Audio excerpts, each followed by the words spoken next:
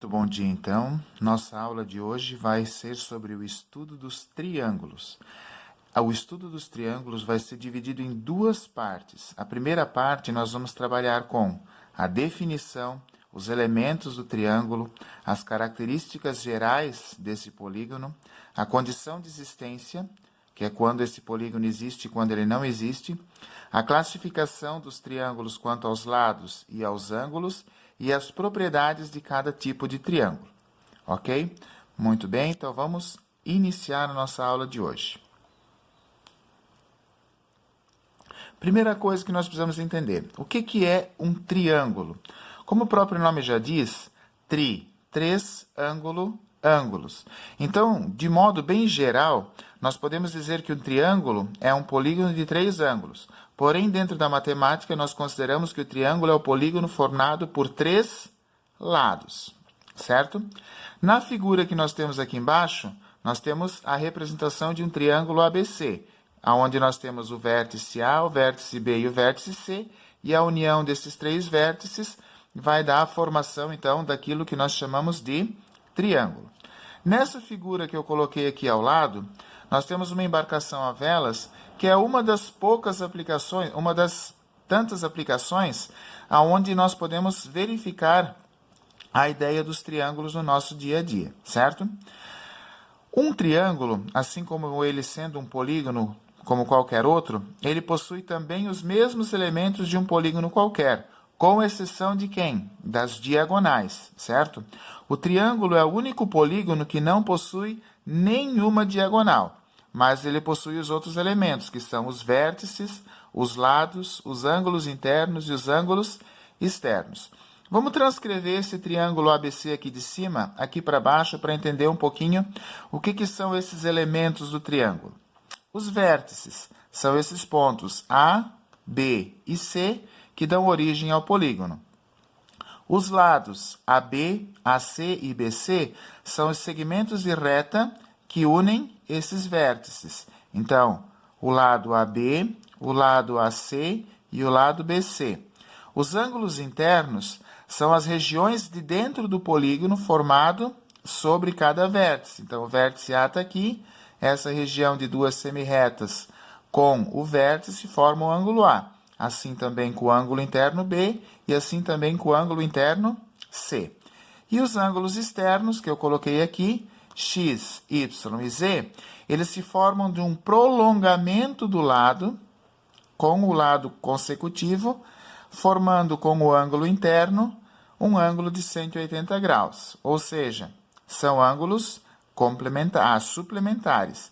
O ângulo externo e o ângulo interno sempre vão ser suplementares. Continuando a falar um pouquinho sobre os elementos de um triângulo, nós temos algumas observações importantes que nós precisamos considerar quando nós falamos dos elementos de um triângulo. Primeira coisa, então, quando nós representamos os ângulos internos de um triângulo, ou nós vamos representar eles apenas pela letra maiúscula com esse acento circunflexo em cima, ou nós vamos colocar essa letra no meio dos dois outros vértices. Por exemplo, o ângulo interno A fica entre o vértice B e o vértice C, ou seja, o ângulo BAC, o ângulo ABC e o ângulo ACB. Ou você pode usar essa representação ou apenas a letra que indica o ângulo interno. Continuando, os lados normalmente são indicados por segmentos de reta. Então, eu preciso colocar as duas letras que formam esse lado e em cima deles um traço para indicar que esse lado é um segmento de reta. O que é um segmento de reta? Uma parte da reta que tem início e fim. Nesse caso aqui, nós dizemos que esse segmento inicia no vértice A e termina no vértice B. Nesse caso aqui, inicia no vértice A e termina no vértice C. Nesse caso aqui, inicia no vértice B e termina no vértice C. Outra observação importante que eu falei antes, o triângulo é o único polígono que não possui diagonais, certo? Justamente por ele ter 3 lados, e quando nós calculamos o número de lados, o número de diagonais que partem de cada vértice, nós pegamos n menos 3, Se eu fazer 3 menos 3, 0.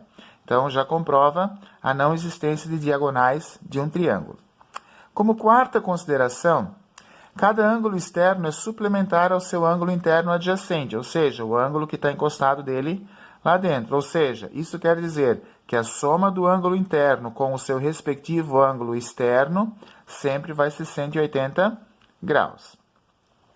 Aqui na quinta colocação, nós dizemos assim: considerando um triângulo ABC abaixo, veja como podemos indicar as medidas dos lados dos seus ângulos internos.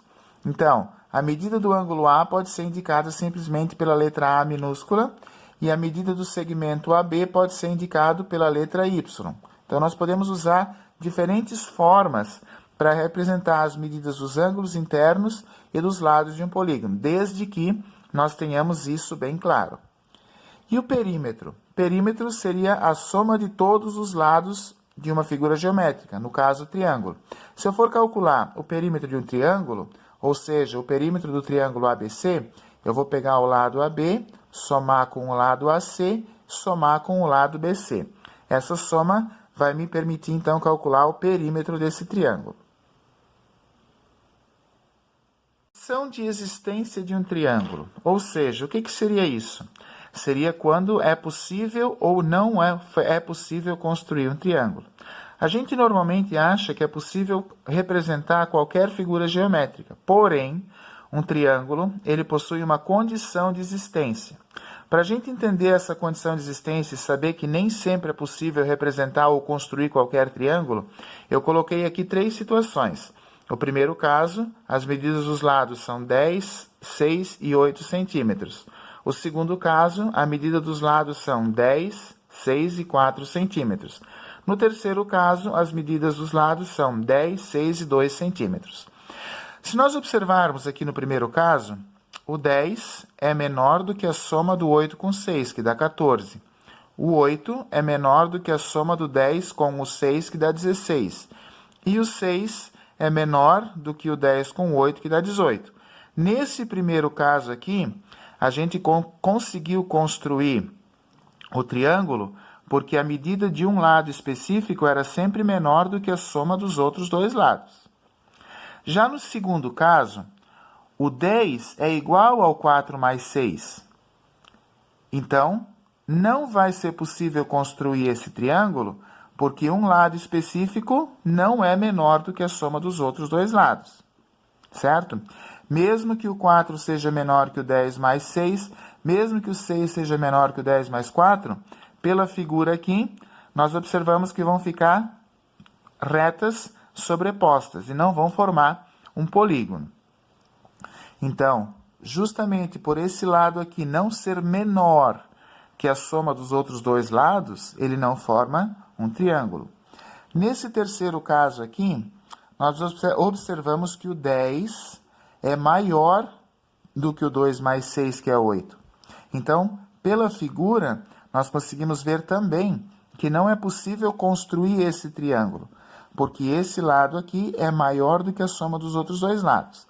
Em conclusão, nós podemos dizer que um triângulo só existe quando a medida de qualquer um dos lados for menor do que a soma dos outros dois lados, como aconteceu aqui no primeiro caso.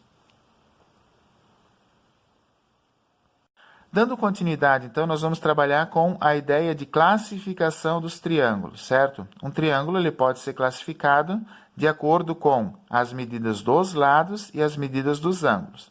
Nós vamos iniciar nessa tela aqui a classificação em relação à medida dos lados. Quanto à medida dos lados, nós temos 3 tipos de classificação: o triângulo equilátero, o triângulo isósceles e o triângulo escaleno. Isso aqui é bem simples, certo? Quando que um triângulo é equilátero? Quando os 3 lados são congruentes. O que quer dizer congruentes? São iguais. Observem nesse primeiro triângulo ABC aqui, cada ladinho tem um risquinho só. Significa que as 3 medidas ali são iguais. Então, esse triângulo aqui é um triângulo equilátero, porque ele tem as 3 medidas dos 3 lados exatamente iguais. A segunda classificação é esse segundo triângulo aqui, que nós chamamos de triângulo isósceles. Se vocês observar, esse aqui tem um tracinho e aqui tem 2. significa que tem lados diferentes. Só que no triângulo isósceles, dois lados pelo menos precisam ter a mesma medida, ou seja, dois lados pelo menos precisam ser congruentes. Nesse caso aqui, o AB e o AC são iguais, diferentes da base BC. Já na terceira classificação, vocês estão vendo que aqui tem um risquinho, 2 e 3. Isso significa que nesse tipo de triângulo, chamado de triângulo escaleno, nenhum dos lados é congruente, certo? Ainda sobre a classificação dos triângulos, nós podemos classificar os triângulos quanto à medida dos ângulos, chamando eles de acutângulo, retângulo e obtusângulo. O que é um triângulo acutângulo? Quando as medidas dos três ângulos internos são medidas menores que 90 graus, ou seja, o triângulo acutângulo é formado apenas por ângulos agudos, certo? Esse ângulo é menor que 90, esse é menor que 90 e esse é menor que 90, formando então um triângulo acutângulo. O triângulo retângulo é aquele triângulo que um dos ângulos internos é igual a 90 graus e os outros dois ângulos são ângulos agudos, menores que 90, certo? Já o triângulo obtusângulo é aquele que tem, dentro da sua região poligonal, um ângulo maior que 90 graus, ou seja, um ângulo obtuso, e os outros dois ângulos menores que 90 graus. Então, a classificação quanto aos ângulos, acutângulo, três ângulos agudos, retângulo, um ângulo de 90 graus e dois ângulos agudos, obtusângulo, um ângulo obtuso e dois ângulos de 90 e dois ângulos menores que 90 graus. Bom, como os triângulos têm as classificações, cada uma das suas classificações também possui algumas propriedades. O que são propriedades? São regularidades que a gente observa em toda figura daquele tipo. Então, aqui nós vamos ver, inicialmente, as propriedades de um triângulo isósceles, que é aquele que tem dois lados iguais e a base sempre diferente, certo? Primeira coisa, quando dois lados de um triângulo são iguais, automaticamente dois ângulos desse triângulo também vão ser iguais. Então, como primeira propriedade, diz assim, ó, em um triângulo isósceles, os ângulos da base são congruentes. A base é sempre esse segmento de reta horizontal. Então, esses dois ângulos formados aqui embaixo, eles vão ser iguais, sempre, ok? É a primeira propriedade. Segunda propriedade, diz assim, que em qualquer triângulo isósceles, a mediana relativa à altura da base coincide com a bissetriz do ângulo do vértice oposto. Ou seja, nós já sabemos, estudamos lá nos ângulos, que bissetriz é o segmento de reta que divide um ângulo ao meio. Então, esse segmento de reta aqui, que vai dividir a base exatamente no meio, por isso chamado de mediana, ele vai ser a bissetriz daquele ângulo lá em cima. Então, as duas propriedades, os dois ângulos da base são iguais, e essa mediana que divide a base ao meio é a bissetriz do ângulo oposto. Os triângulos equiláteros, eles têm apenas uma propriedade, certo? Nós temos que entender que, como os três lados do triângulo são iguais, os três ângulos do triângulo também são iguais, por ele ser equilátero, certo? Considerando que a soma dos ângulos internos de um triângulo é 180 graus, e se eu tenho três ângulos iguais, certo? 180 dividido por 3, cada ângulo interno do triângulo equilátero vai medir 60 graus. Então, como propriedade principal do triângulo equilátero, nós temos que em qualquer triângulo equilátero, os três ângulos internos são congruentes, cada um mede 60 graus. Em consequência disso, se cada ângulo interno é congruente, cada ângulo externo também é congruente, certo? É uma consequência. E finalizando, algumas das propriedades do triângulo retângulo, certo? Quem é o triângulo retângulo? É aquele que possui um ângulo de 90 graus e dois ângulos agudos, certo? O que nós poderíamos dizer sobre um triângulo retângulo? Primeira coisa, Dois triângulos retângulos que possuem hipotenusa e um cateto respectivamente congruentes são congruentes. O que quer dizer? Hipotenusa é o maior lado do triângulo retângulo. Então, se esse lado for igual, significa que um dos outros dois lados também vai ser igual. Como nós pegamos aqui, por exemplo, eu peguei esse triângulo amarelo e deitei ele embaixo do azul. Observamos, então, que essa medida aqui é exatamente igual. Então, quando a medida da hipotenusa for igual, a medida dos catetos também vai ser igual.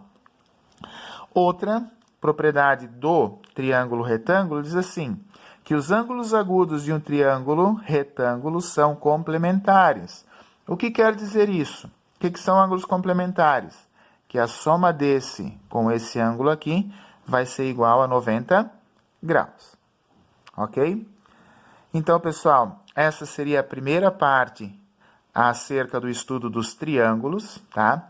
Assistam, prestem bastante atenção e qualquer dúvida podem chamar, estarei à disposição de vocês.